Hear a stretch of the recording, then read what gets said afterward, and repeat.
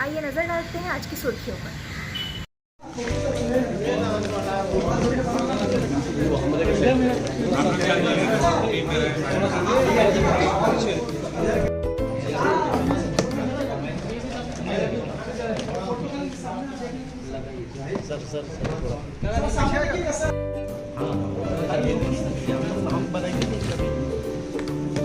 Sir इसी तरफ रखा जाएगा ना।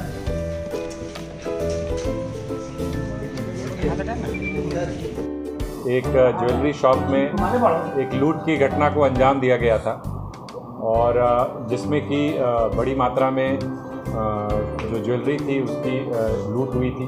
हथियार के बल पे 3 अपराधकर्मी ज्वेलरी शॉप में प्रवेश किए थे और उनके द्वारा इस पूरी घटना को एक तरीके से कह सकते हैं कि जो वहाँ पे दुकान में जो दुकानदार थे और जो स्टाफ थे उनको भय में रख करके वहाँ से लूट की घटना को अंजाम दिया गया और फिर वहाँ से वो लोग बाइक पे सवार होकर के भाग पाने में कामयाब हो पाए।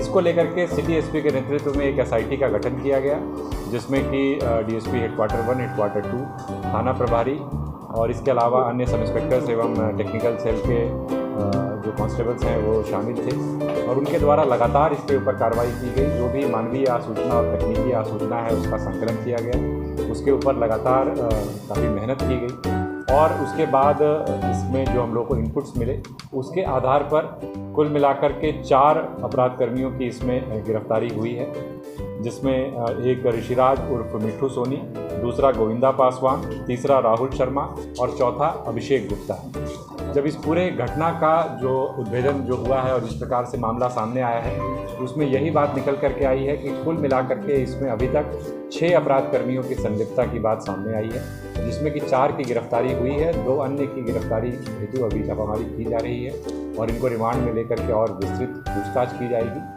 घटना में जो ज्वेलरी जो जिसकी लूट हुई थी उनको इनके द्वारा गलाने का प्रयास किया गया और जो गलाया गया है जो सोना उसको हम लोगों ने बरामद किया है। कुल मिलाकर 400 ग्राम से ज़्यादा, लगभग 431 ग्राम जो है लगभग जो है सोना उनके पास से बरामद हुआ है। इसके अलावा जो घटना में प्रयुक्त हुआ था जो कि सीसीटीवी फुटेज में भी दिख रहा है उसमें जो कार्बाइन प्रयुक्त हुई थी, जो देसी कार्बाइन है वो जो प्रयुक्त हुआ था वो और इसके साथ में 3 जो है वो आपको देसी पिस्टल वो भी उनके पास से बरामद हुए हैं। जो कार्बाइन है उसके साथ 2 मैगज़ीन भी है और जो 3 पिस्टल हैं उनके साथ 17 कारतूस हैं।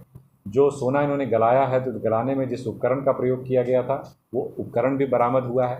साथ ही साथ जो फुटेज में स्पष्ट तौर पर जो बाइक दिख रही है वो बाइक भी इनके पास से बरामद हुई है और एक काले रंग का जो बैग जिसमें कि ये वेपन्स और बाकी चीज़ों को लेकर के जा रहे हैं तो उस बैग को भी इनके पास से बरामद किया गया है। तो कुल मिलाकर के ऐसा कह सकते हैं कि इसमें एक अच्छी कामयाबी मिली है पूरी टीम एफर्ट के द्वारा और इस कांड का जल्दी खुलासा किया गया है, रिकवरी भी की गई हैं, अरेस्टिंग्स भी हुई हैं और फर्दर अरेस्टिंग्स के लिए हम लोग प्रयास कर रहे हैं। इन लोगों के अगर आपराधिक इतिहास की बात करें तो इनमें से सभी का आपराधिक इतिहास रहा है और पूर्व में भी ये लूट, डकैती इत्यादि जैसी घटनाओं में शामिल रहे हैं। अभी कुछ दिनों पूर्व एक और ज़िले में एक ज्वेलरी शॉप में घटना हुई थी, उस घटना में भी इसी गिरोह की संलिप्तता रही। 50,000 रुपये कैश और जैसा मैंने बताया लगभग 431 ग्राम गोल्ड जो इनके पास से बरामद।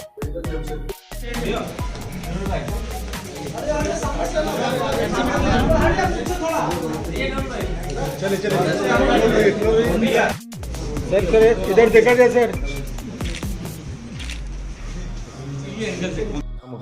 कहाँ से पकड़ा है सर? ये सारे के सारे लोग जो हैं इसमें अलग अलग जगहों से हैं। एक रांची से पकड़ाया है और बाकी जो है वो पलामू से। ये गैंग कहाँ इस तरह की घटना को अंजाम दिया गया? इस घटना जैसा मैंने आपको बताया कि एक और गढ़वा ज़िले में इसी गिरोह के कुछ लोगों के द्वारा जो है उस घटना को अंजाम दिया गया था और इसके अलावा और कई स्थानों पर पलामू में और आसपास के वहाँ के ज़िलों में इस प्रकार की लूट डकैती की कई घटनाओं को और चोरी की भी कई घटनाओं को इनके द्वारा अंजाम दिया। सर इस लूट की घटना तो कब से ये प्लान कर रहे थे? आशा करती हूँ कि आप इसी तरह बने रहेंगे हमारे NIS मीडिया के साथ। दुनिया भर की